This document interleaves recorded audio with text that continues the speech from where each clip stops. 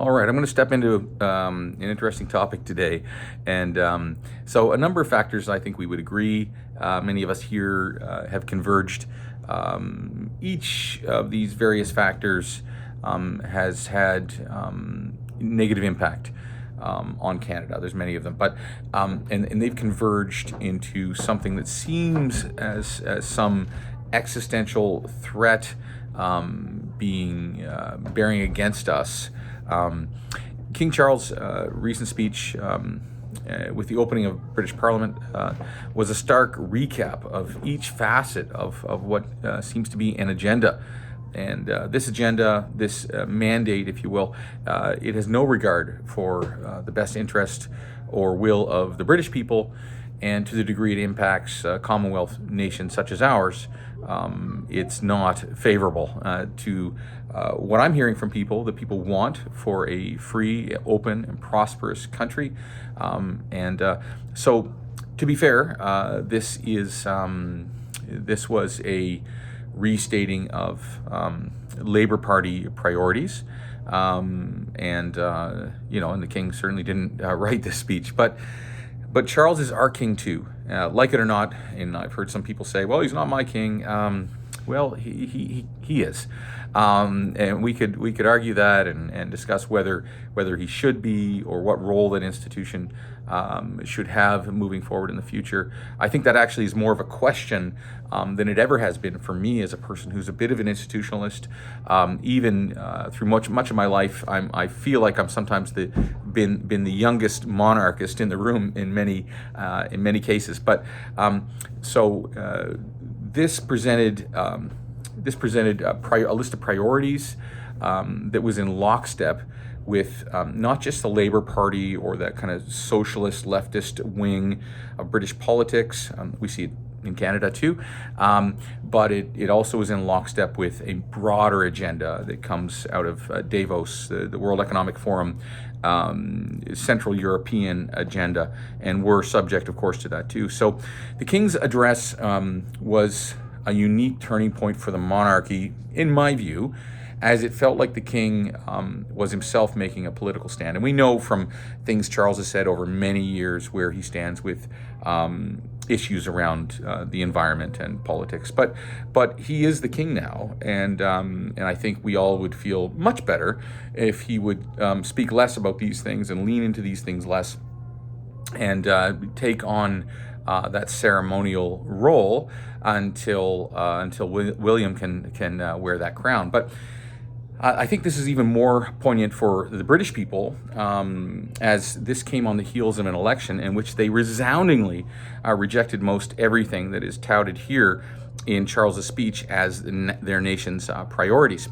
So, apart from, and I encourage you to watch it. I don't know, it might be an hour or something all told, and I think Charles speaks about 12 minutes. It's probably harder to take. I don't think I would have had the guttural reaction had it been Elizabeth, who seemed to take on that role and embody that role, in a different sort of way. But what I noticed was just grossly outdated pomp. Charles affirmed values and objectives that are out of touch with the will of the people of the United Kingdom. His subtle green lighting and continued immigration policy, which is deeply problematic. I think it's problematic in Canada too, but more so, it's caught up with them in the UK in a way that has things teetering. The gravitation towards increased citizen dependency on government, closer ties with the EU, continued bankrolling of Ukraine, of digital tracking, digital currency, basically the controlling of human interactions. And more so, it was a fulsome picture of a central globalist really digging his heels in. That's what it felt like to me. Watch it. Tell me if you think I'm wrong. Tell me if you think I shouldn't say such things. I shouldn't have any commentary around the King. I'm pretty well read when it comes to medieval England up until the English Civil War. Probably one of my favorite parts of history, and it's oddly pertinent to the things we're facing today. And because of those moments, and as the leader of the Conservative Party, of Canada pointed out. Before that, Runnymede. So we have these markers in our history that help define who we are. So I think if I don't speak, I don't share my opinions on this important matter, as I am approaching my 55th birthday, and consider stepping forward as a candidate for the Conservative Party of Canada. I think this is really an important issue, because this will, down the road, some of these issues, if they go the direction I think the people are going, they do become perhaps issues of constitutional discussion. So, as always, in Charles's speech, I'll call it, net zero is at the heart of everything. It's the new creed to which we all must adhere if we are good people. Poverty and suffering and the continued degeneration of Western civilization are all to be gleefully celebrated as our due worship at the altar of what and whom I'm not sure. Particularly in light of elections that saw a dramatic turn towards reform, and a smaller but influential party under Rupert Lowe, Restore UK. The message from the King could be summed up as this. This is what I heard, or how I would sum it up. We don't care what you want. We are better than you. We know better than you. And the agenda is moving forward. Harsh, perhaps. The monarchy worked well, I think, in the period through which it was generally apolitical on national matters, particularly in the previous century. And that balance was hard fought for, and this disregard for democracy, which I believe this throne speech was, is a slight to those who came before us, especially those who fought and died. Charles has regrettably interjected himself as a political voice, and this could mean irreparable damage to the institution of the monarchy. Though symbolic, it is central to how our countries, as constitutional monarchies, function. And certainly a great many people are done with Charles, but such is the institution that Charles and the Crown are not precisely the same entity. And you'll notice if you watch the whole video, Charles actually comes in a different carriage than the Crown, because the authority lay in the Crown, not necessarily the person.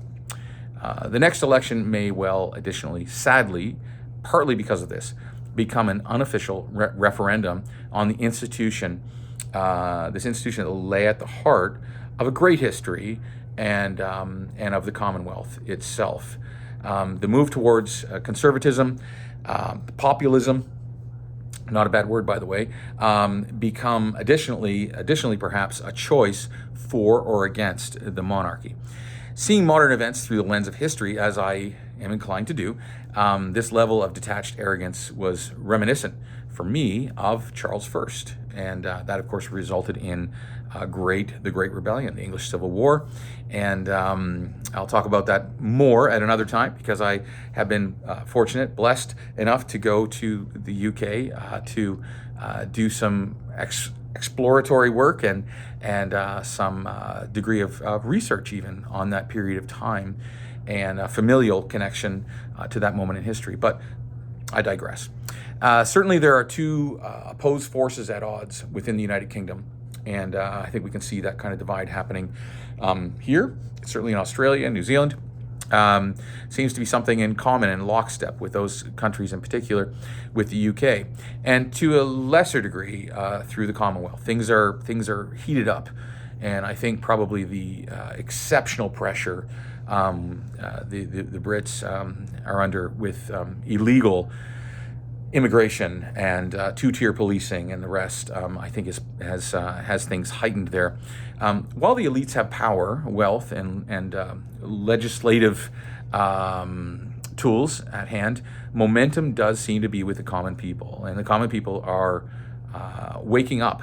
I'm not saying it's all good. I'm not affirming every reaction to this kind of totalitarian attitude that the elites are taking towards common people, but it's understandable. People would react people are refusing to accept a commitment to European rule and something they never chose or never voted for, and regulation, and the subsequent shrinking economy. We're seeing that in Canada too, and a diminished quality of life that is being marched into very deliberately, intentionally, in a planned and calculated manner. And people are saying, no, that's not okay.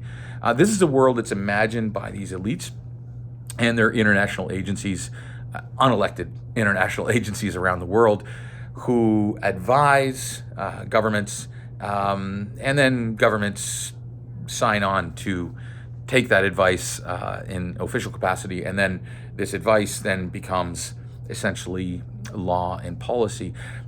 This is a world imagined by them and not imagined by anyone else, and nor is it beneficial for anyone else other than these elites. It is socialism, no question about it.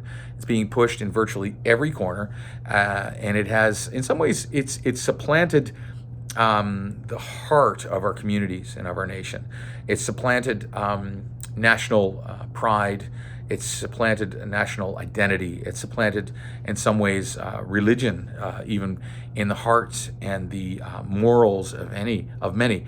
And we have these new ways of thinking that are about a minute old, that we have to repeat and regurgitate. And if we don't say these things and act a certain way or respond to certain things a certain way, we are bad people. And what was it? Justin Trudeau calls deplorables, I think. Anyway, in this sense, left-wing politicians are not even politicians any longer. They're, in fact, governors, if you will, who operate and work on behalf of a rich and powerful elite. That's a lot. I get it.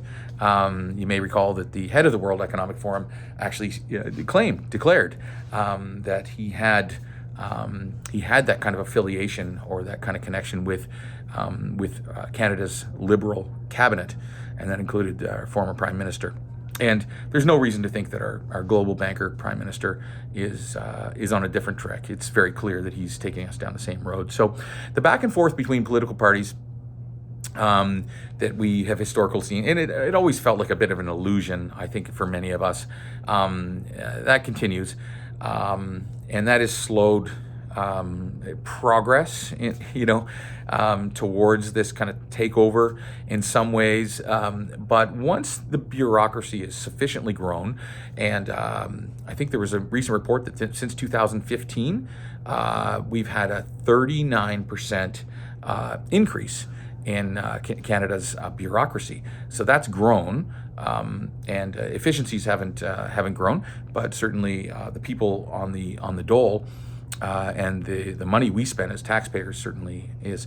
So the pendulum, the danger is once you have that bureaucracy and you have that support kind of solidified, then the pendulum that is swung back and forth, and I know that mostly seems kind of useless, but that was better than what could happen. The pendulum gets stuck on one side or the other, and it becomes very hard to get that thing moving again and to dislodge, kind of centralize power.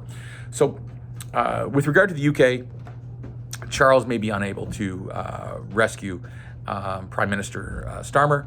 That seems to be the case, but he certainly has put his stamp of approval on a Labour, leftist, socialist, globalist agenda.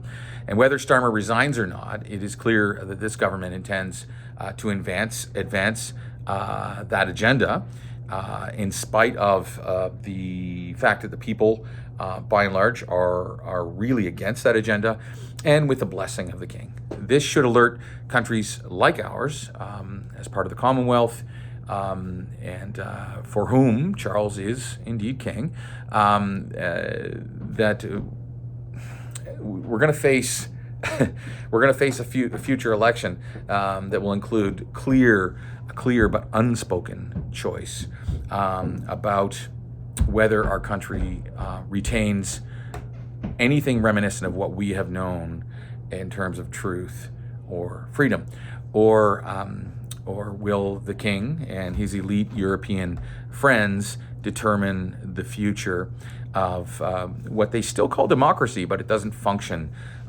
very well as democracy. Democracy is truly being tested, and it's not holding up extremely well at the moment. But the fight's not over, and if we come out of this and some of these people are knocked off of their perches, then democracy will be something that can be credited and we can thank again.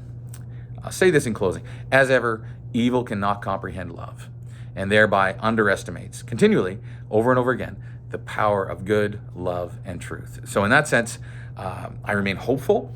I believe that as we look within ourselves, don't find and not seek our values from even political parties or find that within somewhere deeper, within your faith, your values, that deeper sense of who you are. We're going to need that more than ever because manipulation is afoot, and I fear that we're in danger of losing. We've lost a great measure of the quality of life we've known here as Canadians, and I fear we're going to lose. We're going to lose more if we don't respond, and so we need to make our voices known. Don't worry about being informed on every news story.